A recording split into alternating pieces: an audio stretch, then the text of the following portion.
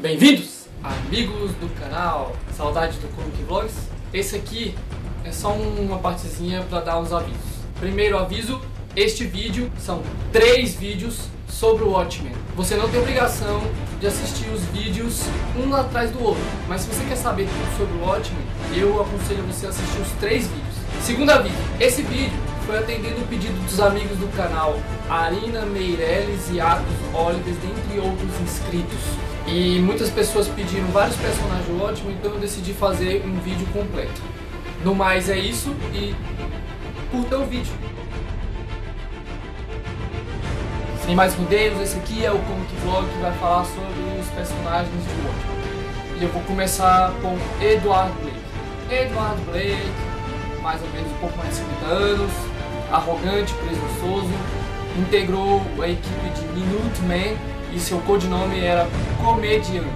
Ele acreditava que conhecia a piada da vida e a piada da vida só ele achava graça. O que você sabe, o que você vê, você aprende sobre Edward Blake, o comediante, é contado através de memórias, documentos, textos, coisas que você vai encontrando no decorrer, que você vai lendo a história, a minissérie de Watchmen. Porque Edward Blake na minissérie já está morto, você já foi morto. Ele foi atirado do seu apartamento. Quem estava lá para averiguar era Walter Kovacs. Walter Kovacs, 40 anos. Ele é conhecido como Rorschach ou Rorschach. Walter Kovacs ele é um vigilante mascarado e foi convocado pelos antigos Minutemen para fazer a parte de um novo grupo que ia se chamar pelo meio popular de Watchmen. Walter Kovacs era filho de mãe solteira que trabalhava como prostituta. Ele tem uma espécie de trauma envolvendo a sexualidade, por isso ele não se relaciona com ninguém, nem do mesmo sexo, nem de sexo oposto. Contudo, ele tem um imenso respeito por pessoas e pela figura materna, porém ele não tem muito respeito com criminosos ou pessoas que ele considera que estão fora da lei. Possui um comportamento violento que foi se imprimindo ao decorrer do tempo. Porém, depois de um incidente em 77 envolvendo uma criança sequestrada, esse comportamento violento teve um rompante, que ele deliberadamente desconta nos criminosos. Ele é uma pessoa com inteligência média, mas não chega a ser um gênio, mas ele é muito perspicaz em algumas coisas, embora sua mente esteja sempre envolvida em paranoias, que horas estão certas ou horas estão erradas. Esse personagem é um divisor de águas, as pessoas gostam, a maioria gosta muito desse personagem, pelo seu aspecto, por ele ser um buscador da verdade. Walter Kovacs não tem um emprego assim, definido, diferente do Edward Blake, que era um funcionário do governo.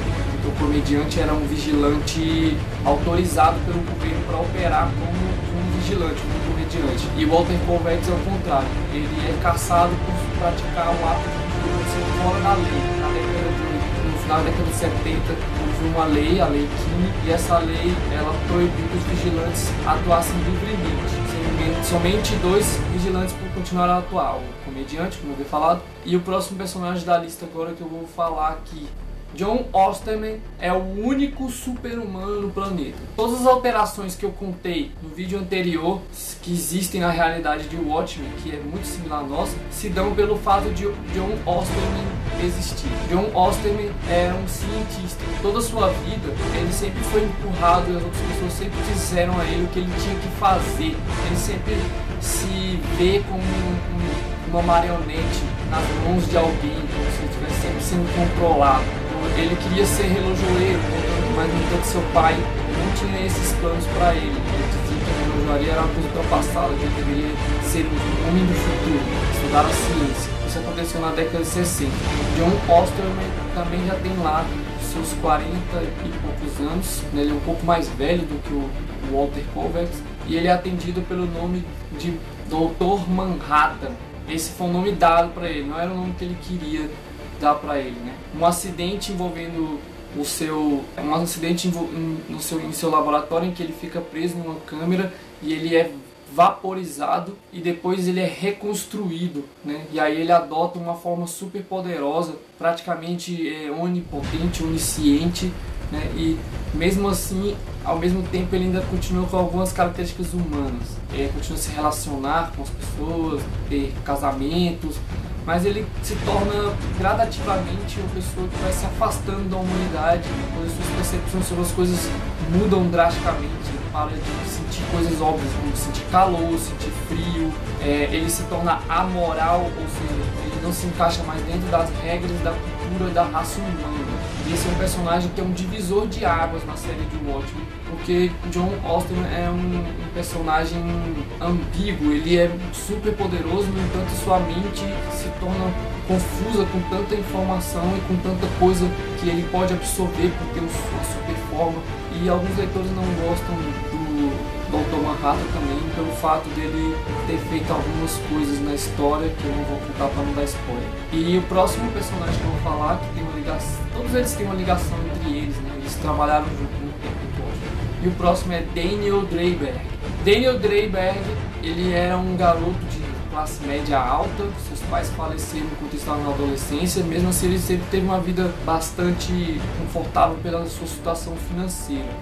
Ele sempre foi apaixonado por aves e por estudar e pesquisar as aves, tanto que a sua formação é voltada nisso. Ele conheceu os Minutemens e entre eles, né, havia o Hollis Mason, o Coruja. Então ele pediu permissão para Hollis Mason para adotar também o nome de Coruja. Ele herdou esse nome desse herói que ele gostava pelo fato mesmo de estar relacionado à questão das aves. Ele era muito engenhoso, muito inteligente, ele criava vários artefatos, equipamentos, inclusive uma nave que era uma coruja, que era chamada de Cornélias, Cornelius ou Cornélia. E o Coruja, ele é um personagem assim bonzinho, ele é bem dentro dos padrões de um herói dos quadrinhos convencionais. É um cara de coração mole e tal. Ele é um pouquinho depressivo, né? Ele tem um problema para se relacionar com as mulheres. E falar de mulheres, nós vamos falar agora de Jolie, acho que é Jolie, ou é Julie, eu chamo ela de Jolie Jupsevic. Nome complicado que é. Sai daí, gato. Julie Jupsevic. Ela é conhecida como Espectral. Ela também herdou o nome de herói dela, de vigilante, de outra Espectral, que no caso seria sua mãe. Sua mãe é também conhecida como Espectral e treinou ela. Ela é a mais jovem do equipe, ela nem tem 40, tem 30 e poucos anos. E é a mulherzinha da equipe, posso chamar assim. Ela é uma personagem que entra assim numa postura rebelde, de mulher, daquela questão toda feminista, da liberdade da mulher, de escolha e tal, e ela se envolve com muitos relacionamentos, e para leitores mais conservadores, ela passa a não ser um personagem muito interessante. Eu acho que desse grupo de heróis ela é o que tem menos interesse para a maioria dos leitores. Mas é um personagem que tem importância na série, ela tem uma parte muito importante, inclusive a relação que ela tem com a mãe dela, que é muito explorado, e ela também tem uma relação com o comediante, com o Edward Blake. Eu não vou contar, não dar spoiler, porque eu quero que você leia a droga da minissérie. Isso nos leva para o último personagem, que também é um divisor de águas, né? Inclusive da questão do heroísmo e tudo por mais. Esse personagem é um personagem que ele tem uma chave e uma importância mais pro final da série, ele não é muito explorado no começo. Aqui também, na minha humilde opinião, ele tem um certo... Ele traz um certo elemento que eu não esperava ver no Watchmen. Ele tem um elemento surpresa, assim, não me agradou muito na minha humilde opinião, mas é Adrian Veidt. Ele é o herói conhecido como Ozymandias. Ele era vigilante conhecido como Ozymandias. Ele chegou a atuar, mas antes mesmo da Arlequina ser implantada, ele abandonou, revelou a identidade para todo mundo, que Ozymandias é a Adrian Veidt, não sei o que. Ele é um personagem bem ambíguo, assim, nessa questão. Ele é considerado o homem mais inteligente da Terra e ele tem uma história parecida muito com a do Batman, assim, os pais dele morreram quando ele era muito jovem e ele herdou toda a riqueza. Só que diferente do, né, e muito parecido também com o Batman, ele se desfez da riqueza dele e partiu em busca de criar sua própria riqueza, se tornou um milionário de mais sucesso ainda e tudo.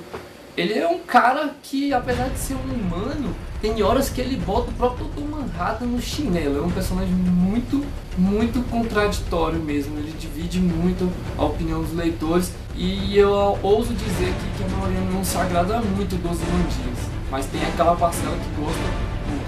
E galera, sobre os heróis que eu tinha pra falar, é mais ou menos isso. Edward Blake é o herói, que é o único personagem que já está morto desde o começo da série, desde o começo da minissérie. Ele é um cara arrogante, presunçoso, solitário, sozinho, porque pessoas assim com esse tipo de atitude geralmente acabam vivendo sua vida mais tempo sozinho, com relações conturbadas com as pessoas, né? Ele teve uma relação também conturbada com a mãe de Julie. O Daniel Dreiberg também era um cara, acho que essa questão de serem vigilantes, o autor explora bastante essa questão de eles terem guardado segredo das coisas, se tornam pessoas solitárias, de certa forma, ou por escolha ou não. E esse comic vlog sobre os personagens se trata disso.